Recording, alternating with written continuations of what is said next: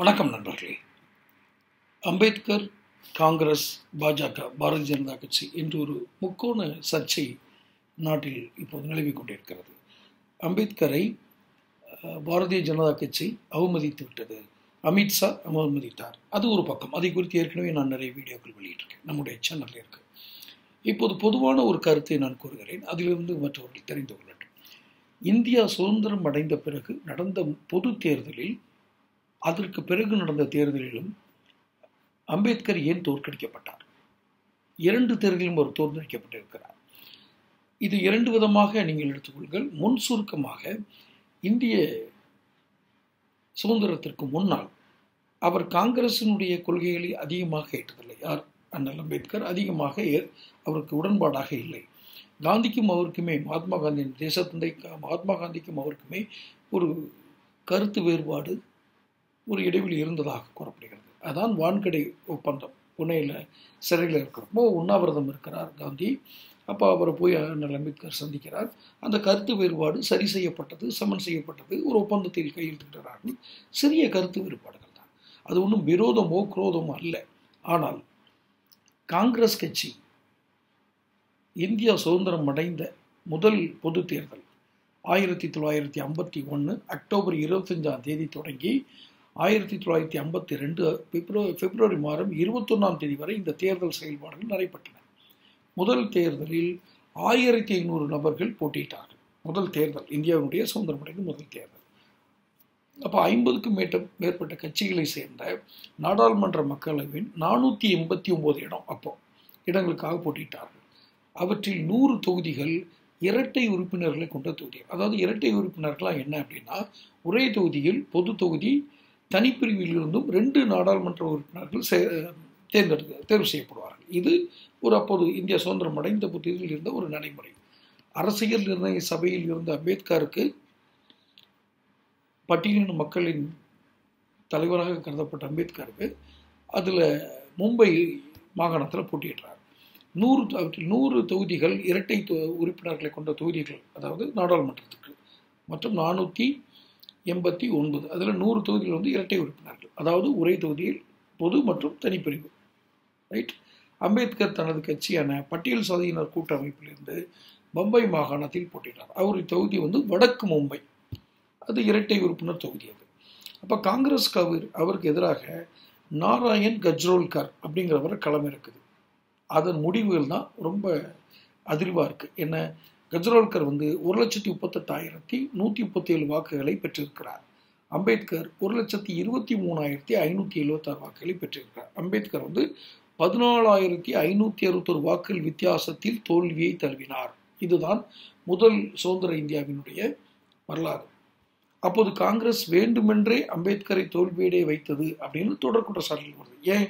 அம்பேத்கர் அந்த இரட்டை உறுப்பினர் தொகுதியில் நிற்கிறாரு, காங்கிரஸ் வேட்பாளரை நிறுத்தாமல் விட்டுருக்கலாமே அப்படிங்கிறதா அவருடைய. காங்கிரஸ் இது வேண்டுமென்னே செய்ததா அப்படின்னா, இதை புரிந்து கொள்ள அப்போது நடந்த சில நிகழ்வுகளை பார்க்கணும் அப்படின்னு வரலாற்று ஆசிரியர்கள் சொன்னாங்க. என்ன? எஸ்கே பாட்டீல் அப்படிங்கிறவர் மும்பை காங்கிரஸ் தலைவராக இருக்கார். அவருக்கும் மும்பையில் செல்வாக்கு இருக்கு. அவர் நினைத்தால் யார் வேண்டுமானாலும் வெற்றியடை செய்யலாம். தேர்தலுக்கு சில மாதங்களுக்கு முன்பு அம்பேத்கர் தனி தொகுதியில் போட்டியிட்டால் காங்கிரஸ் அவருக்கு எதிராக யாரையும் களமிறக்காதுன்னு சொல்றாங்க. அப்படி சொன்ன பிறகு ஏன் கஜ்ரோல்கரை களமிறக்கினார்கள் அப்படி ஒரு கேள்வி வருது இல்லையா? அப்போ ஆச்சாரியா ஆத்ரே அவருடைய மராத்தி புத்தகமான கன்செக்ஷன் பாணி அப்படிங்கிற புத்தகத்தில் அம்பேத்கர் கட்சி பொது உடைமையாளர்களுடன் கூட்டணி ஏற்படுத்தி கொண்டது பாட்டீலுக்கு பிடிக்கல. கோபமடைந்தவர் கஜ்ரோல்கரை களமிறக்கினார்னு குறிப்பிடுறாரு. இது ஒரு ஆய்வு புத்தகம். அது பொது உடைமைவாதிகள் அப்படின்னா வலதுசாரி சிந்தனையாளர்களாக இருக்கலாம் அப்படின்னு மன்னிக்கணும், இடதுசாரி சிந்தனையாளர்களாக இருக்கலாம் அப்படின்னு பொது உடைமை இடதுசாரி சிந்தனையாளர்களோடு அம்பேத்கர் ஒரு கூட்டணி அமைத்தது இவருக்கு பிடிக்கல. ரைட். யாருக்கு? காங்கிரஸ் தலைவர் பாட்டீலுக்கு. பொது உடைமைவாதிகளான தீவிரமாக எதிர்ப்பவர் பாட்டீல். இடதுசாரிகள் இவங்க 2 பேரும் மேலே ஒரு கோபம் இருக்கு.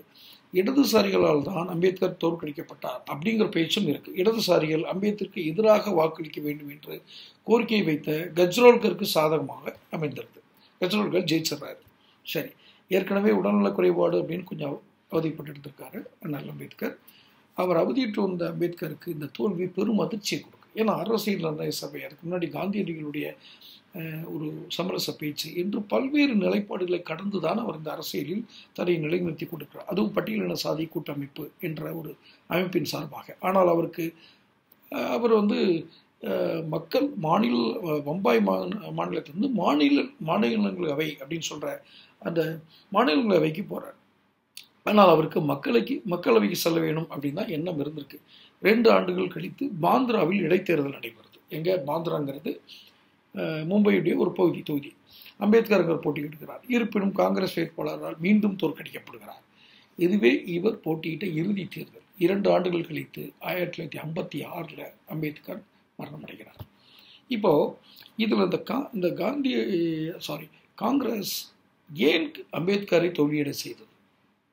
இல்லை, நாங்கள் வேலை செய்யலை, இடதுசாரிகளால் தான் அவர் தோற்கடிக்கப்பட்டார், இடதுசாரிகளுக்கும் அவருக்கும் கருத்து வேறுபாடு உண்டு என்று கூறினால் நான் கேட்பது ஒரே ஒரு கேள்விதான். நீங்கள் ஏன் உங்கள் வேட்பாளரை களமிறக்கினீர்கள்? ஏனென்றால் மிகவும் செல்வாக்கு படைத்தவர் பாட்டீல். அவருடைய புத்தகத்திலே எழுதியிருக்கார், மராட்டி புத்தகத்திலேயே அவருடைய அந்த எழுத்தாளர் எழுதியிருக்கார். அவர் நினைத்திருந்தால் இவரை தன்னுடைய செல்வாக்கை பயன்படுத்தி அவரை வெற்றி பெற வைத்திருக்க முடியும். என்றால் ஏன் அதை செய்தார்? ஏன் அதை செய்யவில்லை? அதாவது ஆதரவு தெரிவிக்கவில்லை அல்லது காங்கிரஸ் வேட்பாளரை களமிறக்கினார். ஆக ஆரம்பத்திலிருந்தே அண்ணல் அம்பேத்கரை தோற்கடிக்க வேண்டும் என்ற எண்ணம் கொண்ட காங்கிரஸ் தலைவர் இருந்திருக்கிறார்கள் என்றால், இன்று அம்பேத்கரை நாங்கள் தான் முன்னிலைப்படுத்துவோம், அரசியல் சாசன சட்ட புத்தகத்தை கையில் வைத்துக்கொண்டு நான் பதவியேற்பேன் என்று சொல்வதெல்லாம் வெறும் நாடக நடிப்புகளா? நேயர்களே பதில் சொல்லுங்க. தமிழகம் டைம்ஸ் சேனலில் அடுத்தடுத்த வீடியோக்களில் சந்திப்போம். சேனல் சப்ஸ்கிரைப் பண்ணாதவங்க சப்ஸ்கிரைப் பண்ணுங்கள், நோட்டிஃபிகேஷன் பில் பதிவு பண்ணுங்கள், என்னோட வீடியோ பிடிச்சதா ஷேர் பண்ணுங்கள். நன்றி, வணக்கம்.